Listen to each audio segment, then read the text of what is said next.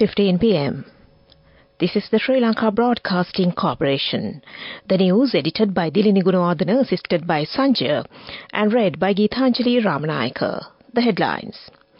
The Interim Secretariat for the Truth and Reconciliation Mechanism conducts public consultations with key stakeholders in Jaffna. Pakistan assures to promote Buddhist pilgrim tours. State Minister Shantha Bandara is appointed the Acting Minister of Media. MP Vajira Abewardena says that the President has restored the national economy within a short period of time. 14 Indian fishermen are apprehended for poaching in the Sri Lankan waters. Foreign news. The U.S. Defense Secretary touches down in Israel. Sports. Sri Lankan stars shine at the Badminton Asia Senior Open in Vietnam. The Interim Secretariat for the Truth and Reconciliation Mechanism, ISTRM, has successfully commenced its national provincial public consultations from the northern province, Jaffna. The ISTRM convened with key stakeholders, including civil society organizations, religious leaders, and academics from the University of Jaffna, grassroots committees, and women's rights movements from December 10th to the 12th of December. The ISTRM delegation's visit to Jaffna was aimed at gathering insights and recommendations to formulate a sustainable framework for national unity and reconciliation. Discussions included comprehensive examinations of community challenges and key issues that have been an impediment toward building a sustainable peace and reconciliation. The religious leaders of the area conveyed their expectations, views and concerns of the public regarding the reconciliation activities, emphasizing the importance of ethnic harmony in the country. Outgoing Pakistani High Commissioner Major General retired Umar Farooq Burki paid a farewell call on Prime Minister Dinesh Gunawardena at the Temple Trees today and thanked him for the excellent support extended during the tenure in Sri Lanka. The High Commissioner briefed the Prime Minister about the steps taken to promote tourism, especially Buddhist pilgrim tours to Pakistan. The Prime Minister, while welcoming the offer by Pakistan to open Buddhist pilgrim sites for the Sri Lankans, thanked the Pakistan High Commission for organizing a tour for Buddhist monks, journalists and academics on a familiarizing visit to Pakistan last year. The Prime Minister thanked Pakistan for the continuous support given to Sri Lanka at the UNHRC and other international forums. He also expressed gratitude to the Pakistani envoy for increasing the Pakistan scholarships for higher education offered to the Sri Lankan students. The Prime Minister called upon Pakistani entrepreneurs to look for new investments in Sri Lanka, and the High Commissioner promised to bring this to the notice of the investors. He further agreed to explore the possibility of export of onions and corn to Sri Lanka. State Minister Shantha Bandara has been appointed as the Acting Minister of Media. This appointment has been made by President Ranil Wickremesinghe since Minister Dr. Bandula Gunawardena is currently overseas. This news broadcast comes to you from the Sri Lanka Broadcasting Corporation. MP Vajira Abewardena says that the President has restored the national economy within 1.5 years. President Wickremesinghe met with successful and influential leaders of the Asian regions in order to achieve this aim. He was successful in enforcing a strong legal system. MP Abewardena made these remarks at a media conference held at the Sirikota today. He further emphasized that everyone should join hands in contributing to the development of the island. The Sri Lankan Navy has held 14 Indian fishermen along with the Indian trawler for poaching in Sri Lankan waters off the Kovilan Lighthouse, Karinagar, last night. The Northern Naval Command had deployed its fast attack craft to chase away a cluster of Indian poaching trawlers after having spotted they were engaging in illegal fishing in the Sri Lankan waters. In this operation, naval personnel held the Indian poaching trawler with 14 Indian fishermen as it continued to remain in the island waters of the Kovilan Lighthouse. The apprehended Indian fishermen and the poaching trawler were brought to the Kankasanthurei harbour, and they will be handed over to the Mailadi Fisheries Inspector for onward legal action. And that ends local news for now. The main news story is brought to you by Sinhala Veda Mahatmya. Prime Minister Dinesh Gunawardena said that the Mahapula Scholarship Scheme was able to make a revolutionary impact on education and new opportunities have arisen to bring together education and knowledge under the shade of Mahapula. He said this while marking last day of the Mahapula Educational and Trade Fair, which was held after a decade at Jaila Municipal Stadium yesterday. And that was the main news story. The main news story was brought to you by Sinhala Mahatmya.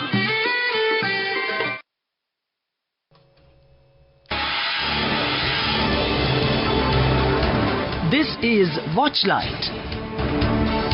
The Irrigation Department has extended the amber flood warning for the low-lying areas of the Malwatu Oya as the water levels are on the rise.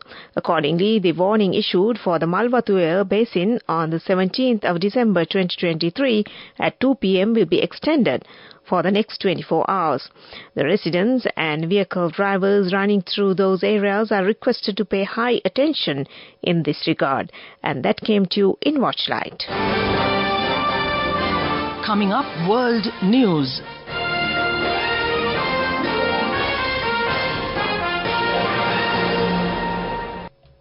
The headlines. The U.S. Defense Secretary touches down in Israel. North Korea fires the most powerful long-range missile after South Korea-U.S. meeting. And Kerala requests public not to panic as COVID cases rise. U.S. Defense Secretary Lloyd Austin has landed in Israel as international pressure for ceasefire in Gaza intensifies. Austin is due to hold talks with his Israeli counterpart and Prime Minister Benjamin Netanyahu. According to the Reuters news agency, a senior U.S. defense official told reporters traveling with Austin that he was expected to discuss Israel's planning for a transition to the next phase of the war. Over the weekend, France called for an immediate and durable truce in Gaza, while the UK and Germany have urged a sustainable ceasefire. South Korean authorities say North Korea has fired its most advanced long-range missile defying UN curbs. The launch of the intercontinental ballistic missile drew immediate condemnation from the West. It landed west of Hokkaido in Japan. It comes after South Korean and U.S. defense officials met last week to update plans on how to respond to a nuclear attack from the north. Pyongyang had vowed to take more offensive countermeasures in response. South Korean and Japanese officials said the missile traveled for 73 minutes, covering about 1,000 kilometers. Kerala state has asked people to stay cautious but urged them not to panic after an increase in COVID cases. The southern state has witnessed the increase after the detection of JN1, a subvariant of COVID-19. It has been previously found in several countries, including the US and China. The World Health Organization says all approved COVID-19 vaccines will continue to provide protection against JN1. Kerala currently has 1,324 COVID-19 active cases and reported 4 deaths from the disease on Saturday. Back to the headlines of the world news. The U.S. Defense Secretary touches down in Israel. North Korea fires most powerful long-range missile after South Korea-U.S. meeting, and Kerala requests public not to panic as COVID cases rise. And that ends World News. Development News. For the first time after several years, Sri Lanka tourist arrivals passed the 1.35 million mark in mid-December 2023. Total arrivals for last year were just 719,978. Also, the first 20 days arrivals of 2023 December are expected to surpass the entire arrival figure of December 2022, which was 91,961. As of December 1st to the 13th of December 2023, the total arrivals for the month was 73,590. India was the top source destination for Sri Lanka for December so far, taking 20% of the total market share. The Russian Federation was the second with 14% of arrivals. The United Kingdom, Germany and China follows. And that was development news. Moving on with sports news. On to sports news. Sri Lankan senior badminton players showcased their prowess at the Badminton Asia Senior Open 2023 held at the Theun San Sports Complex in Vietnam. This is organized by the Badminton Asia Confederation. The highlight of Sri Lanka's performance was Renu Chandrika de Silva's outstanding victory in the over 45 women's singles category. A former national champion, she defeated India's Yasmin Shaikh with a convincing score of 21-7, 21-9 in the final, securing the gold medal in style. Adding to Sri Lanka's success, Lakshmi Punchiheva displayed commendable skills in the over 65 women's singles category, securing the bronze medal in a hard-fought competition. And that was sports news. Go ekak thiyana youth eකට life එකේ change එකට නියමෙට set වෙන්න as වහගෙන දැකපු වීන හැබැයි කරන්න youth එකට නියමෙට set වෙන්න friendship එක මෙන්න. The all new NSB Ithru Mithru account, NSB IM, a plan for your dream. Business news sponsored by National Savings Bank, the safest place for your money. On to business news. Dialog Axiata PLC, the first telecommunications service provider in the South Asian region to demonstrate 5G capabilities in 2018, announced the expansion of its 5G roaming network, now encompassing an impressive 50-plus countries through collaboration with over 100 esteemed partners.